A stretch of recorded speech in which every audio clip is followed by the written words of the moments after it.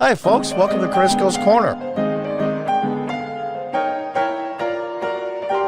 Hi, all you thought criminals and mega extremists. Welcome back. And those of you that are new, welcome. From timcast.com. Maryland County announces curfew amid rising violent crime by armed and dangerous children. Yeah. Yep. And there's the, I believe, the county executive mayor.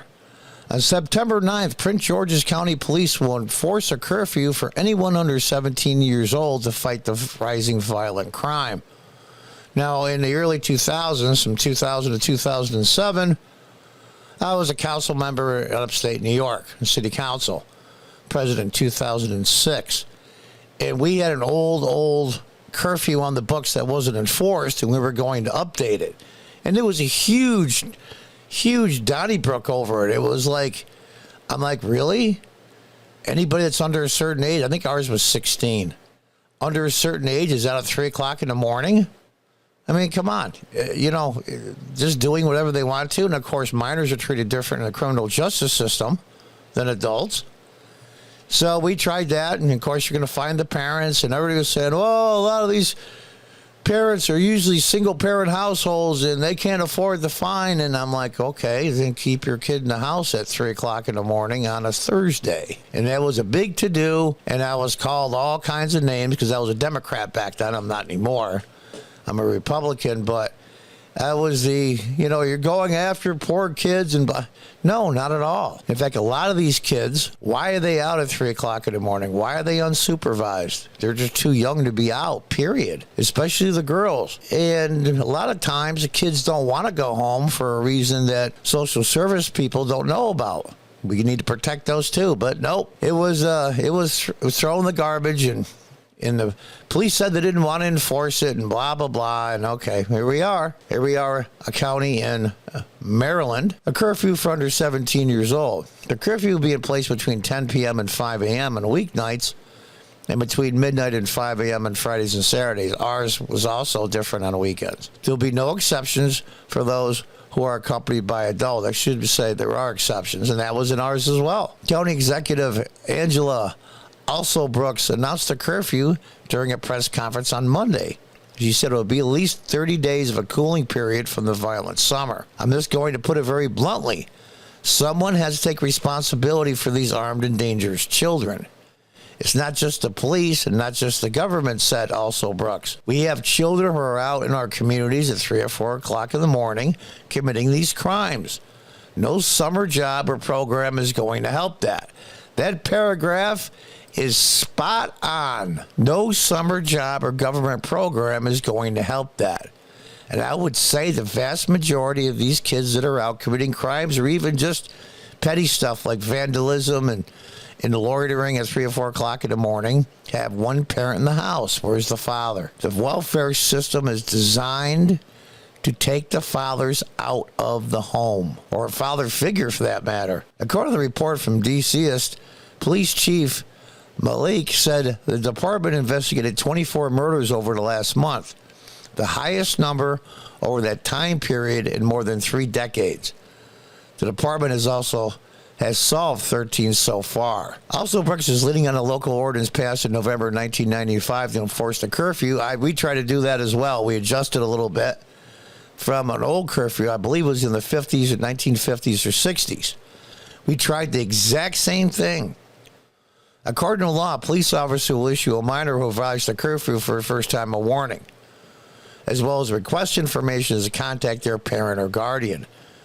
If the minor has received a previous written warning and was alleged to have engaged in delinquent conduct, per the law, the minor is taken into police custody. And that was the thing.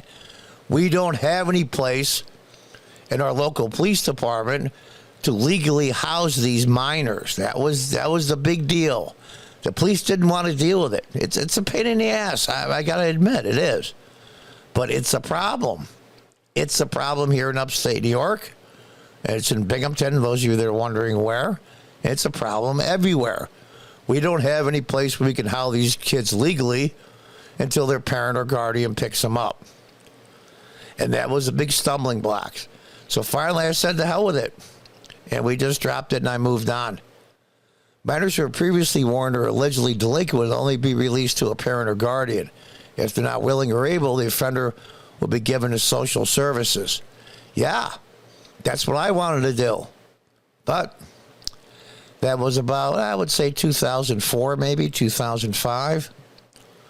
The parent will face a fine ranging from $50 to $250 and will be charged a babysitting fee and held responsible for the cost of detaining the minor. I like that a lot. It's your child. You are responsible for your child, not the public at large, not the social services system, the parent. You want to have children, you want to be a parent, you have to start acting like one. The amount to be paid by the parent shall be based on the hourly wage of the county employee who is assigned to remain with a juvenile, plus the cost of benefits for that employee. I love this woman. Because we all know, I remember when I used to do budgets as a councilman, then for every dollar in salary you pay, it's 45 cents in bennies. It's probably higher now. So for every, say you make $20 an hour as a county employee, you're going to charge an additional $10 an hour for the benefits. I love this woman. I love this woman. It's awesome. I wish our county exec here had the same set of balls. The county has arrested 430 juveniles this year, nearly double the rate of 2021. Many of them have been for violent crimes and carjackings. At this point, these kids just don't need a hug. They need to be held accountable. I love this woman. I really do. Also, Brooks said, I know it's not a popular thing to say, but it's a fair question. Where are their parents or parent? How's that saying go? Why is that your daddy? Because your mama told you so? Where are the aunties? Where are the uncles and other family members who are responsible for them? That's a damn good question. I love this woman. Let's just play a short blip here. It's a 40-minute long video. I hadn't realized. I think she speaks for herself. And I applaud this woman. I actually really do applaud this woman. Got to do my round of applause there because I think it's deserved. Now, I don't know where this county is in Maryland. It doesn't matter. Everywhere has the same issue. Minors running all over the place all day and night. And I mean minors, anybody under 16. Held unaccountable, unsupervised. It's just asking for trouble. It doesn't necessarily have to be murder or assault.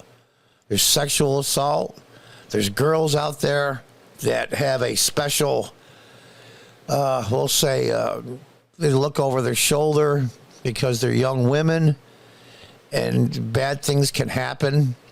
It's all around dangerous for children, period. And the public at large. All it takes is one or two. And unsupervised children running around all day and night. It means they're not going to school the next day. It all dovetails together. So my hat's off to this county exec. She's got more balls than the county exec we have here in upstate New York. But at least they're trying. But the problem is, though, the only chastisement I give her is they waited until the problem was so bad and so horrendous that they decided to do something. That I criticize her for. But at least they're trying now. We tried it here in upstate New York. Maybe other cities should do it as well. If you can't take care or be responsible for your children, there's going to have to be a penalty to be paid. You just didn't crank out children so you collect welfare money and social services money. You had children to become a parent. Act like one. Until the next time, goodbye and good luck.